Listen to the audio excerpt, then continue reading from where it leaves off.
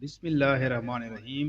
السلام علیکم میرے پیارے دوستوں، آج کا واقعہ ہے حضرت خضر علیہ السلام کے بارے میں۔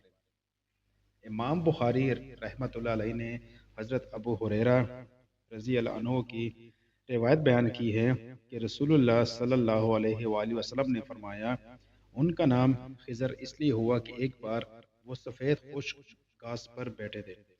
جب اٹھے تو دیکھا کہ گھاس سرسبز ہو کر لہلہا رہی ہے۔ حضرت موسیٰ علیہ السلام کے سفر کے واقعے میں مذکور ہے کہ جب حضرت موسیٰ علیہ السلام اور حضرت یوشع علیہ السلام اپنے نشانات قدم پر واپس چلے تو حضرت خضر علیہ السلام کو سمندر کے پانی پر سبز چادر پہ لیٹے دیکھا۔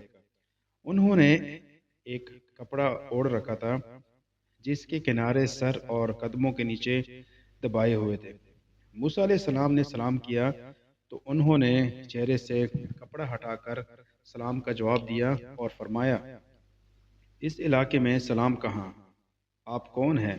انہوں نے فرمایا، میں موسیٰ ہوں۔ انہوں نے کہا، بنی اسرائیل کے نبی؟ فرمایا، ہاں۔ اس کے بعد وہ واقعات پیش آئے جو اللہ تعالیٰ نے قرآن مجید میں بیان فرمائے۔ ارشاد باری تعالیٰ ہے، پھر ان دونوں نے ہمارے بندوں میں سے ایک بندے کو پایا جسے ہم نے اپنے پاس کی خاص رحمت عطا فرما رکھی تھی اور اسے اپنے پاس سے خاص علم سکھا رکھا تھا۔ جو علم آپ کو اللہ کی طرف سے سکھایا گیا ہے، اگر آپ اس میں سے مجھے کچھ بلائی کی باتیں سکھائیں تو میں آپ کے ساتھ رہوں۔ خضر علیہ السلام نے کہا کہ تم میرے ساتھ رہ کر صبر نہیں کر سکو گے، اور جس بات کی تمہیں خبر ہی نہیں اس پر کیسے صبر کر سکتے ہو؟ موسیٰ علیہ السلام نے کہا، آپ نے چاہا تو آپ مجھے صابر پائیں گے اور میں آپ کے ارشاد کی خلاف ورزی نہیں کروں گا۔ حضرت خضر علیہ السلام نے کہا، اگر تم میرے ساتھ رہنا چاہو تو شرط یہ ہے کہ مجھ سے کوئی بات نہ پوچھنا جب تک میں اس کا خود ذکر تم سے نہ کروں۔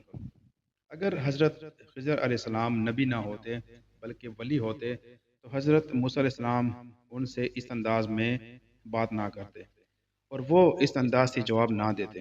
موسیٰ علیہ السلام نے ان سے ہم سفر ہونے کی اجازت لی تاکہ ان سے وہ علم حاصل کر سکیں جو اللہ نے انہیں خاص طور پر عطا فرمایا۔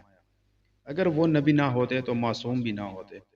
پھر موسیٰ علیہ السلام جیسے عظیم نبی اور رسول جو بلا شبہ معصوم تھے، وہ ایک غیر معصوم ولی کے علم کے اس قدر مشتاق نہ ہوتے اور ان سے ملاقات کرنے کے لیے انہیں تلاش کرنے کی مشقت برداشت نہ کرتے۔ پھر جب ملاقات ہوئی تو حضرت موسیٰ علیہ السلام نے ان کا احترام کیا اور ان کے علم سے استفادہ کرنے کے لیے ان کے ساتھ رہے۔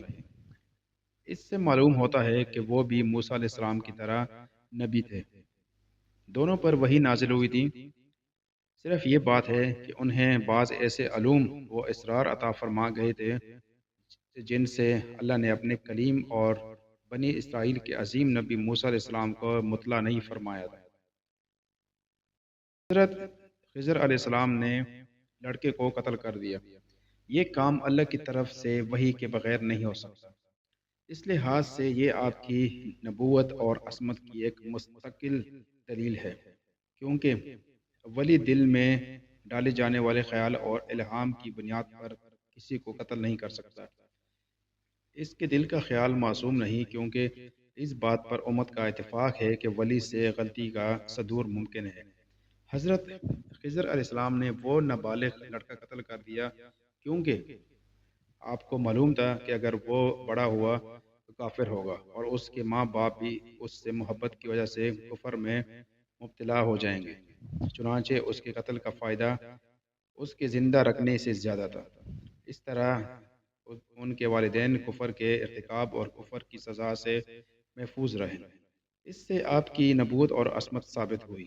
امام ابن جوزی رحمۃ اللہ علیہ نے اسی دلیل کی بنیاد پر حضرت خضر علیہ السلام کو نبی تسلیم کیا۔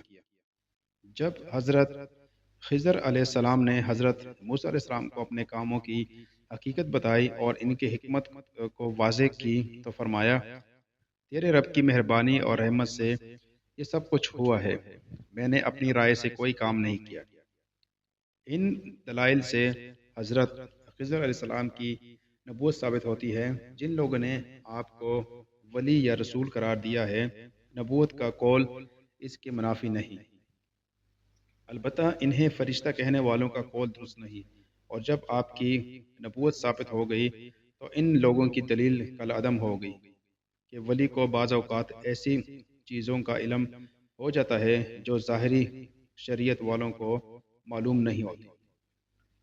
اس مسئلے میں اختلاف ہے کہ کیا حضرت خضر علیہ السلام آج تک زندہ ہیں؟ بعض علماء کا یہ موقف ہے کہ وہ زندہ ہیں۔ وہ کہتے ہیں کہ آدم علیہ السلام نے دعا کی تھی کہ طوفان نوح کے بعد جو شخص ان کی میت دفن کر دے گا اس کی عمر طویل ہو جائے۔ یہ دعا حضرت خضر علیہ السلام کے حق میں پوری ہوئی۔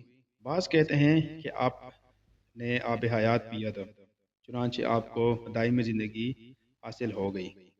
وہ اس سلسلے میں بعض روایات پیش کرتے ہیں۔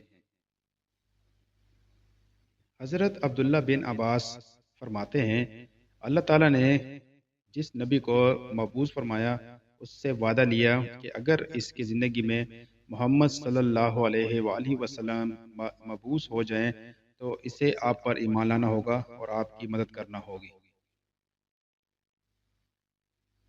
اس حدیث سے اور آیت کریمہ سے اس بات کی تائید ہوتی ہے کہ اگر تمام کے تمام انبیاء کرام علیہ السلام بفرض محال نبی صلی اللہ علیہ وآلہ وسلم کے زمانہ مبارک میں بقید حیات ہوتے تو وہ سب آپ کے تابع فرمان اور آپ کی شریعت پر عمل پیرا ہوتے۔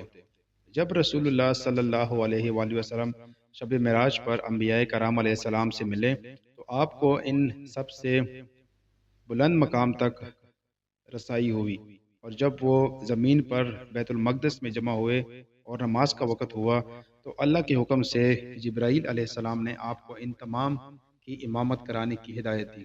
چنانچہ نبی کریم صلی اللہ علیہ وآلہ وسلم نے ان کی اقامت کا فلسطین میں ان کے اقتدار کے مقام پر بیت المقدس میں امام بن کر ان کو نماز پڑھائی۔ اس سے معلوم ہوا کہ نبی کریم صلی اللہ علیہ وآلہ وسلم ہی امام اعظم، رسول خاتم اور پیشوائے معظم ہے۔ لاتعداد درود و سلام نازل ہوں ان تمام عظیم ہستیوں پر اور ان کے امام پر بھی۔ جب یہ ثابت ہو گیا اور یہ ہر مومن کی نظر میں بالکل واضح ہے تو اس سے یہ بھی ثابت ہوا کہ اگر حضرت خضر علیہ السلام زندہ ہوتے تو حضرت محمد صلی اللہ علیہ وآلہ وسلم کی امت کے ایک فرد کی حیثیت سے آپ کی شریعت پر عمل پیرا ہوتے۔ ان کے لیے کوئی اور صورت اختیار کرنا ممکن نہیں تھا۔ حضرت عبداللہ بن عمر رضی اللہ عنہ کی حدیث ہے کہ ایک رات رسول اللہ صلی اللہ علیہ وآلہ وسلم نے عشاء کی نماز پڑھائی، پھر فرمایا، تم یہ رات دیکھ رہے ہو، آج جو لوگ روئی زمین پر موجود ہیں 100 سال کے بعد ان میں سے ایک بھی باقی نہیں رہے گا۔ لوگ رسول اللہ صلی اللہ علیہ وآلہ وسلم کا یہ ارشاد سن کر گھبرا گئے اور سمجھے کہ قیامت آ جائے گی، جبکہ نبی کریم صلی اللہ علیہ وآلہ وسلم کا مقصد یہ تھا کہ موجودہ نسل ختم ہو جائے گی۔ حضرت عبداللہ بن عمر رضی اللہ عنہ سے روایت ہے، انہوں نے فرمایا، رسول اللہ صلی اللہ علیہ وآلہ وسلم نے اپنی زندگی کے آخری ایام میں ایک رات عشاء کی نماز پڑھائی۔ سلام پھیر کر آپ نے فرمایا، کیا تم یہ رات دیکھ رہے ہو؟ آج جو لوگ روئے زمین پر ہیں 100 سال پورا ہونے کے بعد ان میں سے کوئی باقی نہیں رہے گا۔ حضرت جابر رضی اللہ عنہ سے روایت ہے کہ نبی کریم صلی اللہ علیہ وآلہ وسلم نے اپنی وفات سے کچھ عرصہ پہلے یا ایک مہینہ پہلے فرمایا، کسی زندہ جان یعنی انسان پر 100 سال پورے نہیں ہوں گے کہ وہ اس دن زندہ ہو۔